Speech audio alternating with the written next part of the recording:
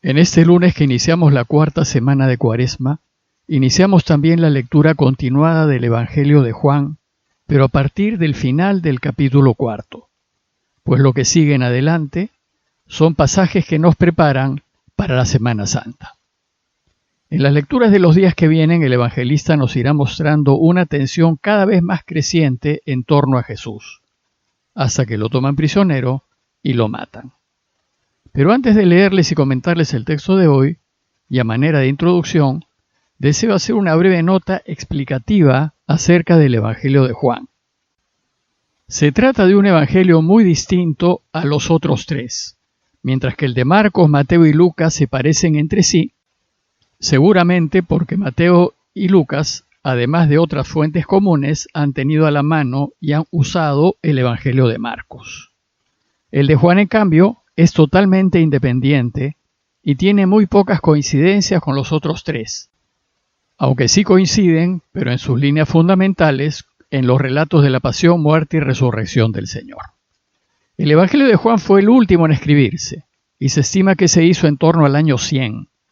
No se sabe con certeza quién es su autor ni dónde fue escrito, pero se sabe que fue escrito en el seno de una comunidad cristiana que estaba pasando serias dificultades con los judíos de fines del primer siglo, que habían sobrevivido a la caída de Jerusalén del año 70 y que fueron de influencia fuertemente farisea.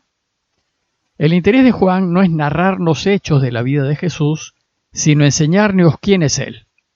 Su objetivo es que creamos que Él es el Mesías y el Hijo de Dios, para que creyendo en Él tengamos vida eterna. El Evangelio está dividido en dos grandes partes o libros, que son el libro de los signos y el libro de la pasión, muerte y resurrección del Señor. La primera parte, el libro de los signos, está a su vez compuesto de 7 milagros. Casi todos estos signos están seguidos de discursos y diálogos de Jesús que a manera de catequesis explican el sentido del signo realizado. Por ejemplo, en el capítulo 6, al signo, que es el de la multiplicación de los panes, le sigue un discurso de Jesús que es una catequesis acerca de la Eucaristía. Pero es de notar que Juan no habla de milagros, sino de signos, pues los milagros son solo signos para que reconozcamos que Él es el Mesías. Bueno, pues el texto que la Iglesia nos propone meditar el día de hoy es el segundo de los 7 signos y se encuentra en Juan 4, 4:3 al 5:4. Les leo el texto. En aquel tiempo, luego de 2 días, Jesús partió de Samaria y continuó su viaje hacia Galilea. El mismo Jesús había hecho esta afirmación: un profeta no es estimado en su propia patria. Cuando llegó a Galilea, los galileos lo recibieron bien porque habían visto lo que había hecho en Jerusalén durante las fiestas de Pascua, pues también ellos habían ido a la fiesta. Fue Jesús otra vez a Caná de Galilea, donde había convertido el agua en vino. Había un funcionario real que tenía un hijo enfermo en Cafarnaúm. Oyendo que Jesús había llegado de Judea a Galilea, fue a verle, y le pedía que bajase a curar a su hijo, que estaba muriéndose. Jesús le dijo: como no vean signos y prodigios, no creen. El funcionario insiste: Señor, baja antes de que se muera mi niño. Jesús le contesta: anda, tu hijo está curado. El hombre creyó en la palabra de Jesús y se puso en camino. Iba ya bajando cuando sus criados vinieron a su encuentro diciéndole que su hijo estaba curado. Él les preguntó a qué hora había empezado la mejoría y le contestaron: hoy a la 1 lo dejó la fiebre. El padre cayó en la cuenta de que esa era la hora cuando Jesús le había dicho: tu hijo está curado. Y creyó él con toda su familia. Este segundo signo lo hizo Jesús al llegar de Judea a Galilea. El relato que les he leído primero hace una larga introducción y después nos presenta el signo. Previamente Jesús se ha encontrado con la mujer samaritana. Luego de este encuentro ella volvió a su pueblo a contarles a todos lo que Jesús le había dicho. Los samaritanos fueron a buscar a Jesús y le insistieron que se quedase con ellos, y él aceptó quedarse 2 días. Por eso el texto de hoy empieza diciéndonos que luego de 2 días Jesús partió de Samaria y continuó su viaje hacia Galilea. Jesús regresa de Jerusalén, de celebrar la fiesta de Pascua, y él y los suyos decidieron tomar el camino corto hacia Galilea, que era atravesando Samaria, aunque eso significaba encontrarse con samaritanos que eran enemigos de los judíos. Lo extraño es que Jesús pensó que sus propios paisanos galileos no lo iban a aceptar bien, pues dice el texto que el mismo Jesús había hecho esta afirmación: un profeta no es estimado en su propia patria. Sin embargo, nos dice el texto que cuando llegó a Galilea, los galileos lo recibieron bien, porque habían visto todo lo que había hecho en Jerusalén durante la fiesta, pues también ellos habían ido a la fiesta. Como saben, en Pascua, judíos de todas partes iban a Jerusalén para las fiestas. Muchos galileos habían estado en las fiestas, habían visto a Jesús por allá y habían visto lo que había hecho y enseñado. Por eso, y contra lo que esperaba Jesús, lo recibieron bien. Pero al llegar a Galilea, nos dice el texto que fue Jesús otra vez a Caná de Galilea, donde había convertido el agua en vino. Convertir el agua en vino fue el primer signo que Jesús realizó, según el Evangelio de Juan, en Caná de Galilea. Y ahora de nuevo en Caná va a concluir con las enseñanzas de su primer signo. El relato de hoy se centra en su segundo signo, que hará a distancia, desde Caná, pero que sucederá en Cafarnaúm. Este segundo signo trata de la curación del hijo de un funcionario real que vivía en Cafarnaúm. Juan habla de un funcionario real, es decir, de un oficial romano que probablemente haya sido un centurión, es decir, un oficial a cargo de 100 soldados.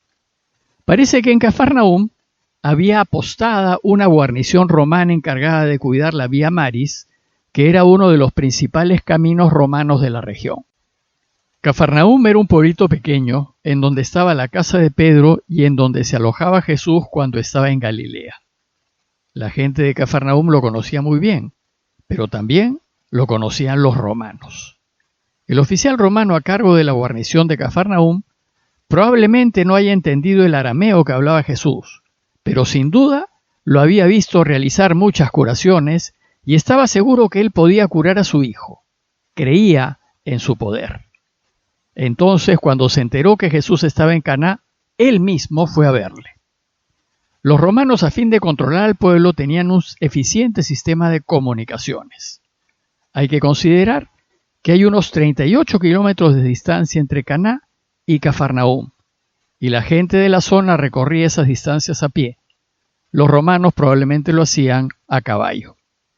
Al llegar a Caná, dice el texto que el centurión le pedía a Jesús que bajase a Cafarnaúm a curar a su hijo que estaba muriéndose. Nos dice el texto que Jesús se resistió y dijo: como no vean signos y prodigios, no creen. Y esto porque la gente siempre busca respuestas y soluciones tangibles que se puedan tocar. El romano quiere que Jesús vaya personalmente y toque a su hijo para curarlo, probablemente porque así había visto que había hecho en Cafarnaúm. Pero Jesús busca enseñarnos que basta confiar en su palabra, creer en ella. Creer significa tener fe, confiar que algo es posible, sin dudar que así será.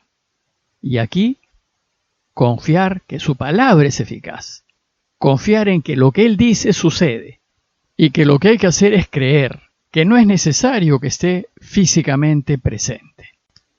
El funcionario que no entiende insiste y le dice: Señor, baja antes de que muera mi niño.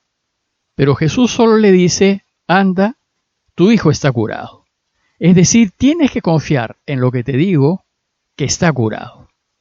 Dice el texto que el hombre creyó en la palabra de Jesús y se puso en camino. Este oficial romano, no judío sino pagano, se fue absolutamente convencido que así era, que su hijo estaba curado. Pero no fue necesario que llegase a Cafarnaúm para constatar la curación de su niño, pues dice el texto que iba ya bajando cuando sus criados vinieron a su encuentro diciéndole que su hijo estaba curado. Imagino que el oficial quiso cerciorarse de que su hijo haya sido curado con la sola palabra de Jesús. Y les preguntó, ¿y a qué hora había empezado la mejoría? Y le contestaron, hoy a la 1 lo dejó la fiebre. Y entonces el padre cayó en la cuenta de que esa era precisamente la hora cuando Jesús le había dicho, tu hijo está curado. Aquí el evangelista nos invita a reflexionar que la sola palabra de Jesús es eficaz. Y en el prólogo, en Juan 1, 1-4, nos dijo que en el principio existía la palabra, y que la palabra estaba en Dios y que la palabra era Dios, y que todo se hizo por ella, y que en ella estaba la vida, y la vida era la luz de los hombres. Juan concluye su relato contándonos de la conversión de toda esa familia de paganos, y dice el texto que creyó él con toda su familia. Juan quiere que nos demos cuenta que el oficial romano pasó de creer en el poder de Jesús para curar a creer en el mismo Jesús, él y todos los suyos. Y así, mientras que hasta los paganos creen en Jesús, los judíos no lo hacen. En conclusión, los invito a considerar, primero, que Jesús ayuda a todos sin distinción de personas. Aquí le hace el favor a un extranjero, a un invasor, pues para él no debe haber diferencias entre los hombres, todos somos hermanos. Y segundo, considerar que Jesús nos enseña a confiar en su palabra, y que si le pedimos un favor, si es para un mayor bien, Él nos lo hará. Pidámosle pues al Señor la gracia de poder confiar a ciegas en la eficacia de su palabra, y que si dice que me quiere, realmente me quiere, y si dice que me perdona, realmente me perdona. Parroquia de Fátima, Miraflores, Lima.